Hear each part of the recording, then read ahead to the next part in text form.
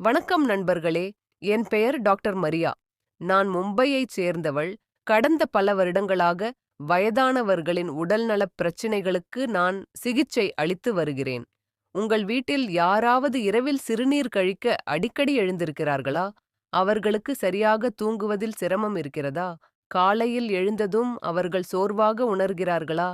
பகலில் எல்லாம் நன்றாகத் தெரிந்தாலும் இரவு விழும்போது சிறுநீர் கழிக்க வேண்டும் என்ற வெறி அடிக்கடி ஏற்படுவதை நீங்கள் கவனித்தீர்களா?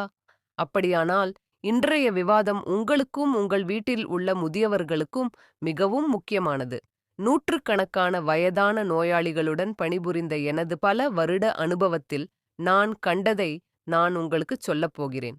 ஒவ்வொரு நாளும் பெற்றோர்கள், தாத்தா பாட்டி என்னிடம் வந்து அதையே சொல்கிறார்கள். டாக்டர், பகலில் நாங்கள் சமாளிக்கிறோம், ஆனால் இரவு எங்கள் எதிரியாகிறது. சுமார் 70 வயதுடைய ஒரு வயதான பெண்மணி ஒரு இரவில் 4 முறை எழுந்திருக்க வேண்டும் என்று கூறினார். அவளால் சரியாக தூங்க முடியவில்லை. தலைச்சுற்றல் ஏற்பட்டது. கால்களில் பலவீனம் ஏற்பட்டது. ஒரு முறை அவள் இருட்டில் எழுந்திருக்கும்போது கூட விழுந்தாள். வயதான காலத்தில் இதையெல்லாம் நாம் தாங்கிக் கொள்ள வேண்டுமா என்பதுதான் அவர்களுடைய கேள்வி. என்னிடம் வரும் பெரும்பாலான முதியவர்கள் கேட்கும் கேள்வி. ஆனால் உண்மை என்னவென்றால், வணக்கம் நண்பர்களே, என் பெயர் டாக்டர் நேஹா சிங். நான் மும்பையைச் சேர்ந்தவள். கடந்த பல வருடங்களாக முதியவர்களின் உடல்நலப் பிரச்சினைகளுக்கு நான் குறிப்பாக சிகிச்சை அளித்து வருகிறேன். உங்கள் வீட்டில் யாராவது இரவில் சிறுநீர் கழிக்க அடிக்கடி எழுந்திருக்கிறார்களா? அவர் நன்றாக தூங்கவில்லையா? காலையில் எழுந்ததும் அவர் சோர்வாக உணர்கிறாரா? பகலில் எல்லாம் நன்றாக இருப்பதை நீங்கள் கவனித்தீர்களா? ஆனால் இரவு விழும்போது சிறுநீர் கழிக்க வேண்டும் என்ற வெறி அடிக்கடி ஏற்படுகிறது. அப்படியானால் இன்றைய விவாதம் உங்களுக்கும் உங்கள் வீட்டில் உள்ள முதியவர்களுக்கும் மிகவும் முக்கியமானது. ஏனென்றால் நூற்றுக்கணக்கான வயதான நோயாளிகளுடன் பணிபுரிந்த எனது பல வருட அனுபவத்தில் நான் கண்டதை இன்று நான் உங்களுக்குச் சொல்லப் போகிறேன். ஒவ்வொரு நாளும் பெற்றோர்கள், தாத்தா பாட்டி என்னிடம் வந்து அதையே சொல்கிறார்கள். டாக்டர், பகலில் எப்படியோ நாங்கள் சமாளிக்கிறோம், ஆனால் இரவு எங்கள் எதிரியாகிறது. சுமார் 70 வயதுடைய ஒரு வயதான பெண்மணி இருந்தார். இரவில் 4 முறை எழுந்திருக்க வேண்டும் என்று அவள் என்னிடம் கூறுவது வழக்கம். அவளால் சரியாக தூங்க முடியவில்லை. தலை சுற்றல் ஏற்பட்டது. கால்கள் பலவீனமாக இருந்தன. ஒரு காலத்தில் இருட்டில் எழுந்திருக்கும்போது அவள் கீழே விழுந்தாள். அவளுடைய கேள்வி என்னவென்றால், வயதான காலத்தில் இதையெல்லாம் நான் தாங்க வேண்டுமா? இதுதான் என்னிடம் வரும் பெரும்பாலான முதியவர்களுக்கு இருக்கும் கேள்வி. ஆனால் உண்மை என்னவென்றால், சிறுநீர் பிரச்சினைகள் வயதானவுடன் பொதுவானதாக இருக்கலாம். ஆனால் அவற்றை முழுமையாக குணப்படுத்துவது சாத்தியமில்லை.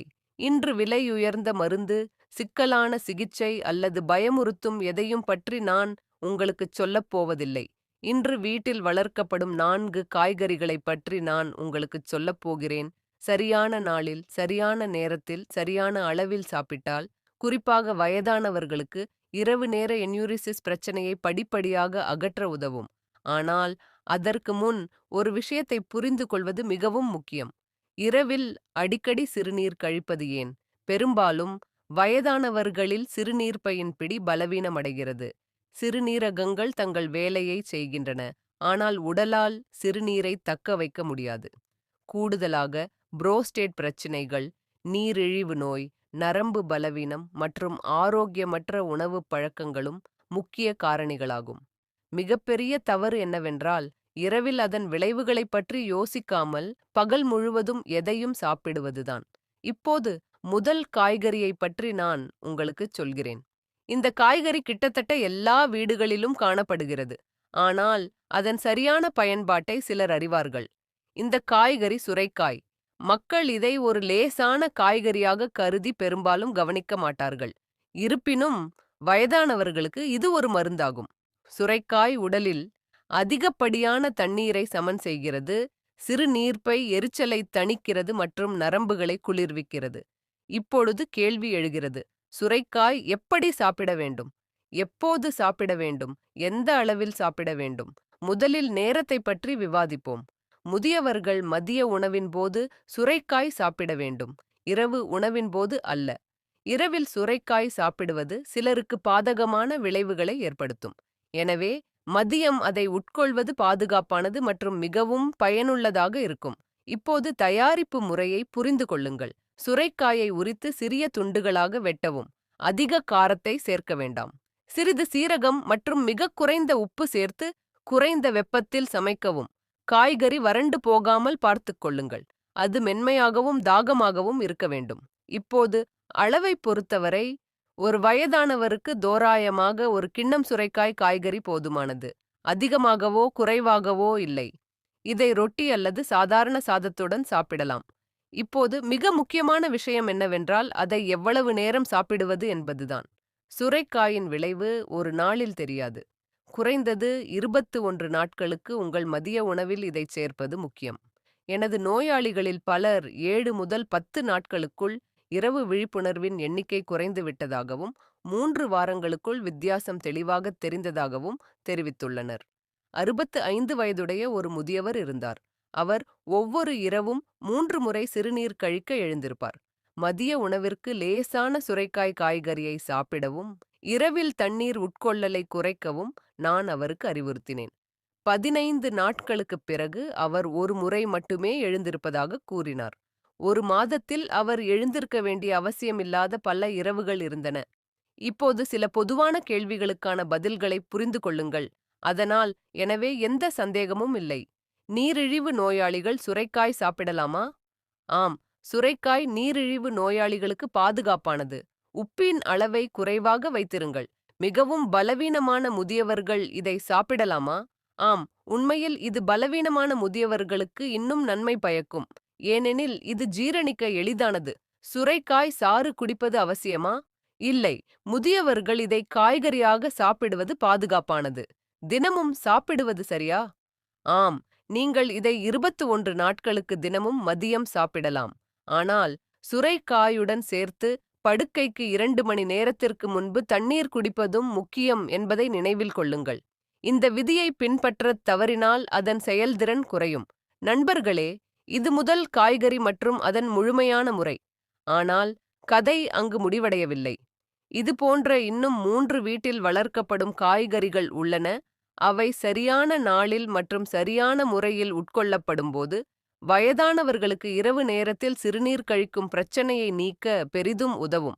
இப்போது 2வது காய்கறியை பற்றி விரிவாகச் சொல்கிறேன்.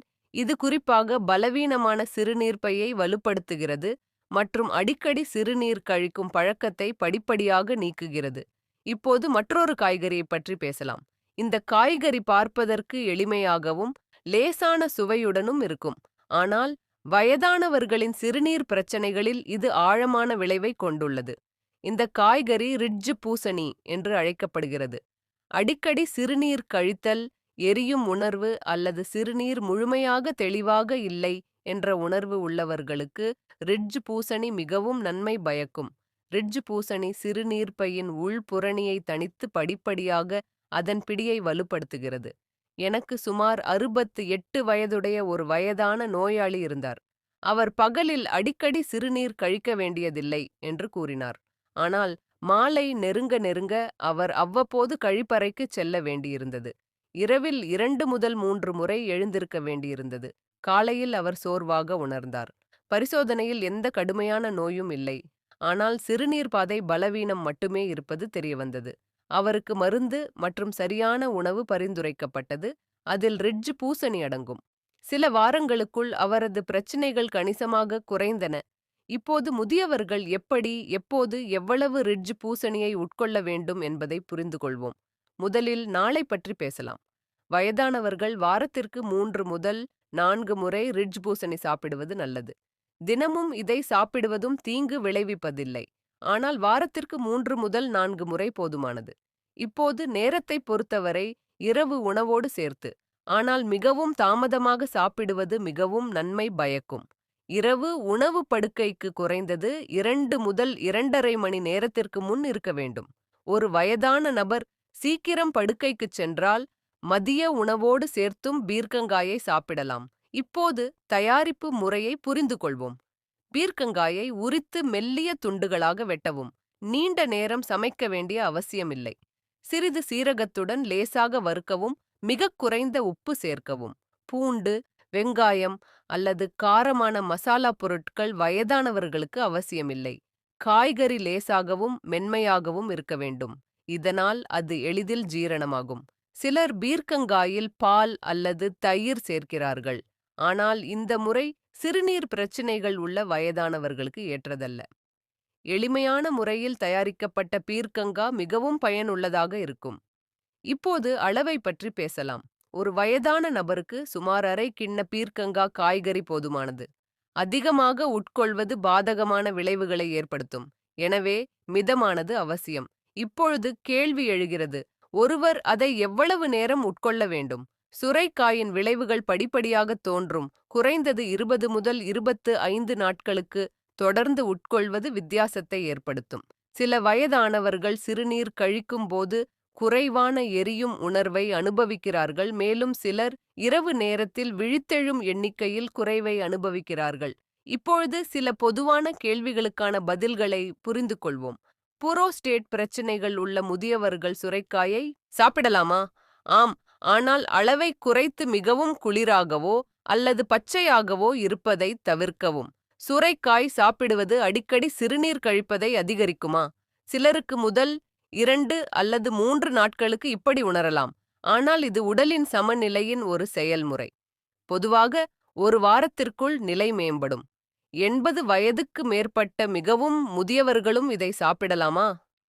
ஆம், ஆனால் காய்கறியை அவர்களுக்கு மிகவும் மென்மையாக மாற்ற வேண்டும், மேலும் அளவு அரை கிண்ணத்திற்கு மேல் இருக்கக்கூடாது. சுரைக்காய் சாற்றை உட்கொள்ள வேண்டுமா? இல்லை.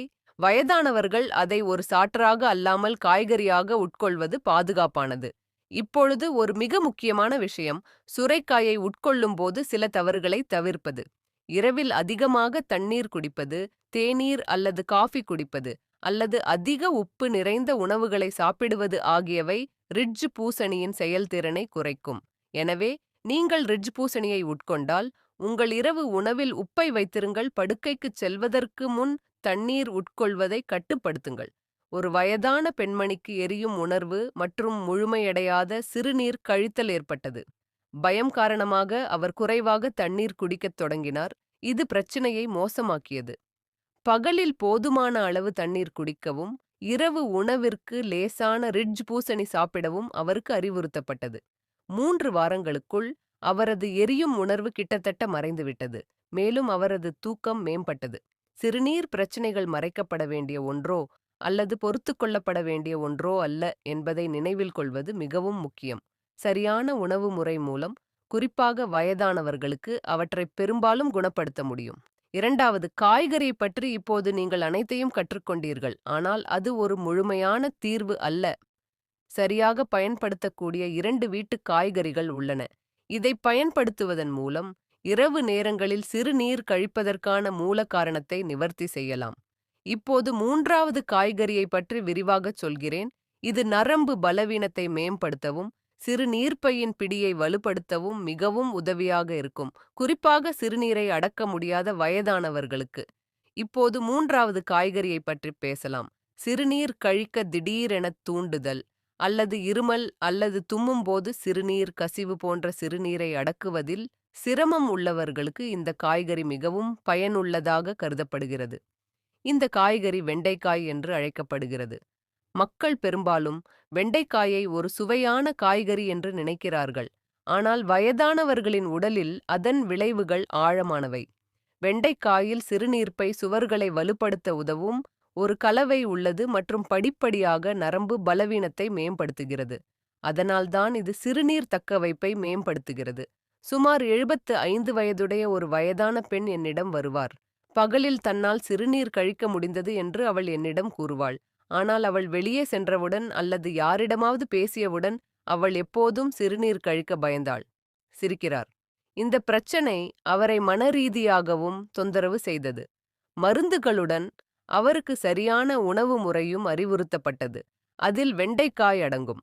சில வாரங்களுக்குள் அவரது தன்னம்பிக்கை திரும்பத் தொடங்கியது. இப்போது வயதானவர்கள் எப்படி, எப்போது, எவ்வளவு வெண்டைக்காயை சாப்பிட வேண்டும் என்பதை புரிந்து கொள்வோம். முதலில் நேரத்தை பற்றி பேசலாம். வயதானவர்கள் மதிய உணவில் சாப்பிடுவதற்கு வெண்டைக்காய் சிறந்ததாக கருதப்படுகிறது. இரவில் வெண்டைக்காய் சாப்பிடுவது சிலருக்கு வாயு அல்லது கனத்தை ஏற்படுத்தும், எனவே பகல் நேரம் சிறந்தது. இப்பொழுது தயாரிக்கும் முறையை புரிந்து கொள்வோம். வெண்டைக்காயை கழுவி நன்கு உலர வைக்கவும், பின்னர் அதை சிறிய துண்டுகளாக வெட்டவும். அதிக எண்ணெயில் வறுக்க வேண்டாம். சிறிது எண்ணெயில் சிறிது சீரக விதைகளை சேர்த்து குறைந்த வெப்பத்தில் சமைக்கவும். மிகக் குறைந்த உப்பை பயன்படுத்தவும். வயதானவர்கள் மென்மையாகவும் நன்கு சமைத்த வெண்டைக்காயை சாப்பிடுவது முக்கியம். மொறுமொறுப்பாக இருக்காது. சிலர் வெண்டைக்காயில் நிறைய மசாலா பொருள்களைச் சேர்ப்பார்கள். ஆனால் சிறுநீர் பிரச்சனைகள் உள்ளவர்களுக்கு இது பொருத்தமானதல்ல. வெண்டைக்காய் எவ்வளவு தெளிவாக இருக்கிறதோ அவ்வளவு சிறப்பாக இருக்கும்.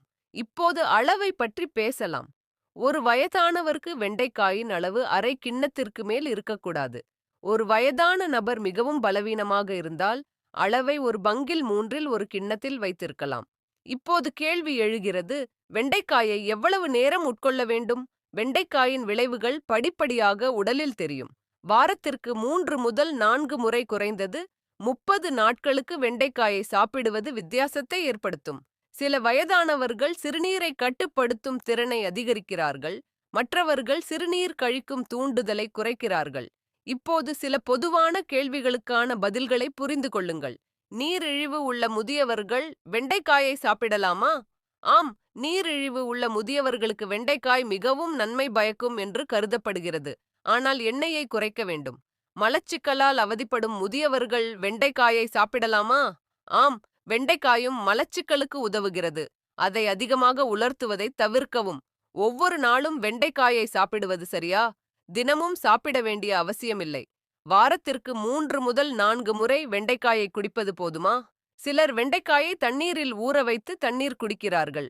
ஆனால் இந்த முறை அனைவருக்கும் பொருந்தாது, குறிப்பாக வயதானவர்களுக்கு.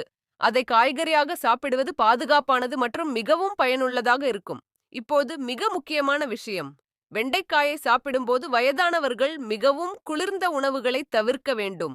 குளிர்ந்த பால், குளிர்ந்த நீர் அல்லது குளிர்சாதனப் பொருட்கள் வெண்டைக்காயின் செயல்திறனை குறைக்கும். நாள் முழுவதும் தண்ணீர் குடிப்பது பரவாயில்லை, ஆனால் இரவில் அதை கட்டுப்படுத்துங்கள். வயது ஆக ஆக சிறுநீர் கழிப்பதில் தனக்கு கட்டுப்பாடு இல்லை என்று உணர்ந்த ஒரு முதியவர் இருந்தார்.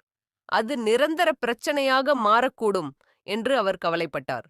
வெண்டைக்காயை தனது உணவில் சரியாகச் சேர்த்துக் கொள்வதன் மூலமும் சில பழக்கங்களை மாற்றுவதன் மூலமும் 3 முதல் 4 வாரங்களுக்குள் ஒரு வித்தியாசத்தைக் கண்டார். தனக்கு இனி பயம் இல்லை என்று அவர் கூறினார். வயதானவர்களுக்கு சிறுநீர் கழிக்கும் பிரச்சனைகள் வெறும் உடல் பிரச்சனை மட்டுமல்ல, மனப்பிரச்சனையும் கூட என்பதை புரிந்து கொள்வது மிகவும் முக்கியம். கட்டுப்பாடு மீண்டும் மீண்டும் இழக்கப்படும்போது தன்னம்பிக்கை குறைகிறது. வெண்டைக்காய் போன்ற ஒரு எளிய காய்கறி இந்த திசையில் ஒரு சிறந்த ஆதரவாக இருக்கும். இதுவரை நீங்கள் 3 காய்கறிகளைப் பற்றி விரிவாக கற்றுக்கொண்டீர்கள். ஆனால் ஒரு கடைசி மற்றும் மிக முக்கியமான காய்கறி மீதமுள்ளது. இரவு நேர என்யூரிசிஸ் பிரச்சனையை நிவர்த்தி செய்வதில் இந்த காய்கறி குறிப்பாக உதவியாக இருக்கும். அடிக்கடி எழுந்திருக்க வேண்டியிருப்பதால் தூங்குவதில் சிரமப்படுவதாக புகார் கூறும் வயதானவர்களுக்கு இது குறிப்பாக உண்மை. இந்த 4வது காய்கறிக்கான முழுமையான முறையை இப்போது விளக்குகிறேன். எந்த நாட்கள் சாப்பிட வேண்டும், எவ்வளவு நேரம் சாப்பிட வேண்டும், எந்த முதியவர்கள் அதிகம் பயனடைகிறார்கள். இப்போது 4வது மற்றும் இறுதி காய்கறியை பற்றி பேசலாம். இரவில் அதிக பிரச்சனைகளை அனுபவிக்கும் வயதானவர்களுக்கு இந்த காய்கறி மிகவும் முக்கியமானது. தூங்கியவுடன் சிறுநீர் கழிக்க வேண்டும் என்ற வெறி ஏற்படுவதாக அவர்கள் கூறுகிறார்கள். அவர்கள் மீண்டும் மீண்டும் எழுந்திருப்பார்கள். அவர்களின் உடல் ஓய்வெடுக்க முடியாது. காலையில் எழுந்ததும் சோர்வாக உணர்கிறார்கள். இந்த காய்கறி பூசணி. மக்கள் பெரும்பாலும் பூசணிக்காயை லேசான அல்லது இனிப்பு காய்கறியாக கருதி புறக்கணிக்கிறார்கள். இருப்பினும் வயதானவர்களுக்கு இரவு நேர என்யூரிசிஸ் பிரச்சனையில் அதன் விளைவுகள் ஆழமானவை. பூசணிக்காய் சிறுநீர்ப்பை வீக்கத்தை தணிக்கிறது, உடலின் உள் வெப்பத்தை சமப்படுத்துகிறது மற்றும் நரம்புகளை வலுப்படுத்துகிறது. இது நிவாரணம் அளிக்கிறது. எனவே இரவில் அடிக்கடி சிறுநீர் கழிக்கும் பிரச்சனையை இது படிப்படியாக குறைக்கிறது. ஒரு வயதான தம்பதியினர் என்னை பார்க்க வந்தனர். கணவருக்கு 70 வயது, மனைவிக்கு 65 வயது. இரவில் தூங்க முடியவில்லை என்பது அவர்களின் மிகப்பெரிய புகார். கணவர் 2 முதல் 3 முறை எழுந்திருக்க வேண்டியிருந்தது. மேலும் மனைவி சிறுநீர் கழிக்கும் போது எரியும் உணர்வை அனுபவித்தார். விசாரணைகளில் எந்த கடுமையான நோயும் இல்லை என்பது தெரியவந்தது. அவர்களின் உணவில் பொருத்தமான மாற்றங்கள் செய்யப்பட்டன. அதில் பூசணிக்காய் அடங்கும். சுமார் 1 மாதத்தில் இருவரும் தூக்கத்தில் முன்னேற்றம் காணத் தொடங்கினர். இப்போது முதியவர்கள் பூசணிக்காயை எப்படி, எப்போது, எந்த அளவில் சாப்பிட வேண்டும் என்பதை புரிந்து கொள்வோம். முதலில் நேரத்தைப் பற்றி பேசலாம். மாலை உணவில் பூசணிக்காய் வயதானவர்களுக்கு மிகவும் நன்மை பயக்கும் என்று கருதப்படுகிறது. இருப்பினும், இந்த உணவு மிகவும் கனமாக இருக்கக்கூடாது என்பதையும், படுக்கைக்கு குறைந்தது 2½ மணி நேரத்திற்கு முன்பே அதை உட்கொள்ள வேண்டும் என்பதையும் நினைவில் கொள்ளுங்கள். இப்போது தயாரிப்பு முறையை புரிந்து கொள்வோம். பூசணிக்காயை உரித்து சிறிய துண்டுகளாக வெட்டவும். இதற்கு அதிக சமையல் தேவையில்லை. சிறிது எண்ணெயில் சிறிது சீரகம் சேர்த்து பூசணிக்காயைச் சேர்த்து குறைந்த வெப்பத்தில் சமைக்கவும். உப்பு அளவை மிகக் குறைவாக வைத்திருங்கள். இனிப்பு அல்லது காரமான மசாலா பொருட்களை தவிர்க்கவும். முதியவர்களுக்கு ஜீரணிக்க சிரமம் ஏற்படாதவாறு பூசணிக்காயை மென்மையாக சமைக்க வேண்டியது அவசியம். சிலர் இனிப்பு பூசணிக்காய் கறி செய்கிறார்கள். ஆனால் சிறுநீர் பிரச்சனைகள் உள்ள வயதானவர்களுக்கு இந்த முறை பொருத்தமானதல்ல. எளிய மற்றும் லேசான பூசணிக்காய் சிறந்த வழி. இப்போது அளவை பற்றி பேசலாம். ஒரு வயதான நபருக்கு பூசணிக்காய் கறியின் அளவு அரை கிண்ணத்திற்கு மேல் இருக்கக்கூடாது. அதிகமாக உட்கொள்வது பாதகமான விளைவுகளை ஏற்படுத்தும் மற்றும் சிறுநீரின் அளவை அதிகரிக்கும். இப்போது கேள்வி வருகிறது, பூசணிக்காயை எவ்வளவு நேரம் உட்கொள்ள வேண்டும்? பூசணிக்காயின் விளைவுகள் படிப்படியாக இருக்கும். குறைந்தது 21 முதல் 30 நாட்களுக்கு தொடர்ந்து உட்கொள்வது இரவு நேரங்களில் சிறுநீர் கழிப்பதில் குறிப்பிடத்தக்க முன்னேற்றங்களுக்கு வழிவகுக்கும். சில வயதானவர்களில் முதலில் தூக்கம் மேம்படும், அதைத் தொடர்ந்து சிறுநீர் கழிக்கும் எண்ணிக்கை குறையும். இப்போது சில பொதுவான கேள்விகளுக்கான பதில்களை புரிந்து கொள்வோம். நீரிழிவு நோயால் பாதிக்கப்பட்ட முதியவர்கள் பூசணிக்காயை சாப்பிடலாமா? ஆம், ஆனால் அளவை குறைத்து இனிப்பு பூசணிக்காய் கறி செய்வதை தவிர்க்கவும். 80 வயதுக்கு மேற்பட்டவர்கள் போன்ற மிகவும் வயதானவர்கள் இதை சாப்பிடலாமா? ஆம், ஆனால் பூசணி அவர்களுக்கு மிகவும் மென்மையாக இருக்க வேண்டும். மேலும் அளவு ஒரு பங்கு 3 கிண்ணத்திற்கு மிகாமல் இருக்க வேண்டும். ஒவ்வொரு நாளும் பூசணிக்காயை சாப்பிடுவது சரியா? ஒவ்வொரு நாளும் அதை சாப்பிட வேண்டிய அவசியமில்லை. வாரத்திற்கு 2 முதல் 3 முறை போதுமானது. பூசணிக்காய் சூப் குடிப்பது சரியா? சில வயதானவர்களுக்கு சூப் பரவாயில்லை, ஆனால் அதிகமாக தண்ணீர் சேர்ப்பதை தவிர்க்கவும். மிகவும் மெல்லிய சூப் இரவு நேரத்தில் சிறுநீர் கழிப்பதை அதிகரிக்கும். இப்போது மிக முக்கியமான விஷயம், பூசணிக்காயை சாப்பிடுவதோடு சில பழக்கங்களையும் மாற்ற வேண்டும். இரவு உணவிற்கு பிறகு தேநீர், காஃபி அல்லது உப்பு நிறைந்த உணவுகளை தவிர்க்கவும். படுக்கைக்கு சற்று முன் தண்ணீர் குடிக்க வேண்டாம். நீங்கள் ஏதேனும் மருந்துகளை எடுத்துக்கொண்டால் உங்கள் மருத்துவரை அணுகிய பின்னரே அவற்றை மாற்றவும். இரவு நேரத்தில் சிறுநீர் கழிப்பதில் பயந்து தண்ணீர் குடிப்பதை முற்றிலுமாக நிறுத்திய ஒரு வயதான பெண் இருந்தார். இது அவளுக்கு பலவீனத்தையும் தலைச்சுற்றலையும் ஏற்படுத்தியது. பகலில் போதுமான அளவு தண்ணீர் குடிக்கவும், இரவு உணவிற்கு லேசான பூசணிக்காயை சாப்பிடவும் அவளுக்கு அறிவுறுத்தப்பட்டது. சில வாரங்களுக்குள் அவளுடைய தூக்கம் மற்றும் உடல் இரண்டும் மேம்பட்டன. இதுவரை 4 காய்கறிகளைப் பற்றியும் விரிவாக கற்றுக்கொண்டீர்கள். ஆனால் காய்கறிகள் மட்டும் போதாது. சரியான நாளில், சரியான நேரத்தில், சரியான அளவில் அவற்றை சாப்பிடுவதும் முக்கியம். வயதானவர்களுக்கு இருக்கும் சில பொதுவான கேள்விகள் மற்றும் தவறான கருத்துக்களும் உள்ளன. இந்த பொதுவான கேள்விகளுக்கு நான் இப்போது பதிலளிப்பேன். எடுத்துக்காட்டாக, தண்ணீரை முழுவதுமாக நிறுத்த வேண்டுமா? இந்த பிரச்சனையை நிரந்தரமாக குணப்படுத்த முடியுமா? குறிப்பிடத்தக்க வித்தியாசத்தைக் காண எவ்வளவு நேரமாகும்? யார் சிறப்பு முன்னெச்சரிக்கை நடவடிக்கைகளை எடுக்க வேண்டும்? இறுதியாக, எந்த ஒரு முதியவரும் அல்லது அவர்களது குடும்பத்தினரும் குழப்பமின்றி அதை புரிந்து கொண்டு பயனடையக்கூடிய வகையில் முழு விஷயத்தையும் எளிமையான முறையில் விளக்குகிறேன். இப்போது கிட்டத்தட்ட ஒவ்வொரு முதியவருக்கும் அவர்களது குடும்பத்தினருக்கும் எழும் கேள்விகளைப் பற்றி பேசலாம். பலர் காய்கறிகளைப் பற்றி கேள்விப்படுகிறார்கள், ஆனால் பயம், சந்தேகம் மற்றும் குழப்பம் நீடிக்கிறது. இந்த குழப்பம் காரணமாக மக்கள் சரியானதை தொடங்கவோ அல்லது பாதியிலேயே கைவிடவோ முடியாது. அடிக்கடி கேட்கப்படும் முதல் கேள்வி, இரவு நேர சிறுநீர் கழிப்பதை முழுமையாக குணப்படுத்த முடியுமா? பதிலாம், கடுமையான நோய் எதுவும் இல்லை என்றால், வயது, பலவீனம் அல்லது கெட்ட பழக்கங்களால் பிரச்சனை ஏற்பட்டால், சரியான உணவு மற்றும் ஒழுக்கம் பெரும்பாலும் அதை சரிசெய்யும். ஆனால் பொறுமை தேவை. இன்று நீங்கள் தொடங்குவது மந்திரம் அல்ல, நாளையெல்லாம் சரியாகிவிடும். மற்றொரு பொதுவான கேள்வி, வயதானவர்கள் இரவில் தண்ணீர் குடிப்பதை முற்றிலுமாக நிறுத்த வேண்டுமா? இல்லை. தண்ணீர் குடிப்பதை முற்றிலுமாக நிறுத்துவது ஒரு பெரிய தவறு. இது பலவீனம், தலைச்சுற்றல் மலச்சிக்கல் மற்றும் சிறுநீரக பிரச்சனைகளை அதிகரிக்கும். சரியான அணுகுமுறை என்னவென்றால், நாள் முழுவதும் நல்ல அளவு தண்ணீர் குடித்து, படுக்கைக்கு 2 மணி நேரத்திற்கு முன்பு அதை கட்டுப்படுத்துவதாகும். உங்களுக்கு மிகவும் தாகம் ஏற்பட்டால் 2 அல்லது 3 சிப்ஸ் போதுமானது.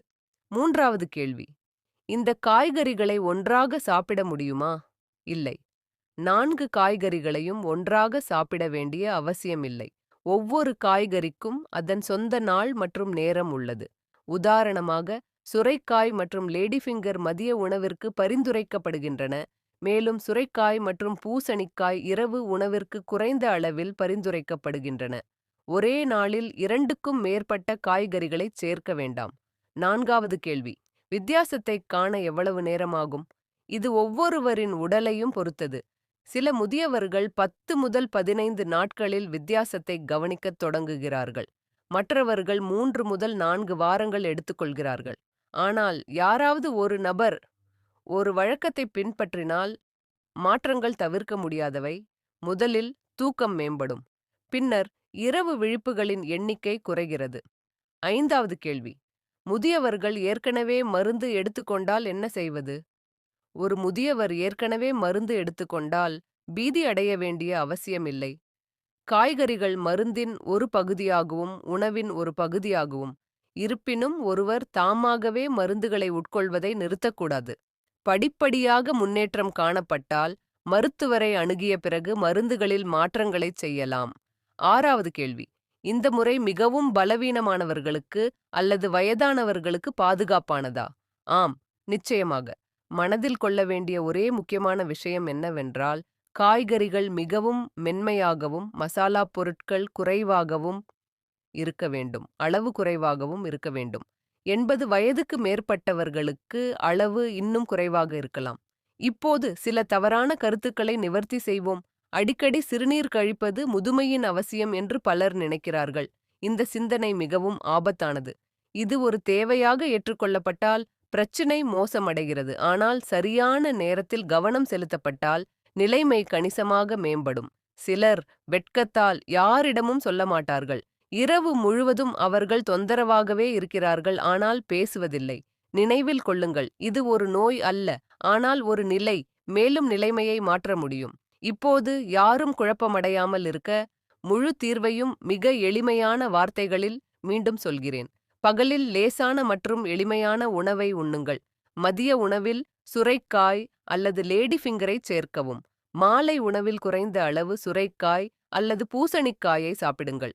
இரவு உணவை லேசாகவும் சரியான நேரத்திலும் வைத்திருங்கள். படுக்கைக்கு முன் உங்கள் தண்ணீர் உட்கொள்ளலை கட்டுப்படுத்துங்கள்.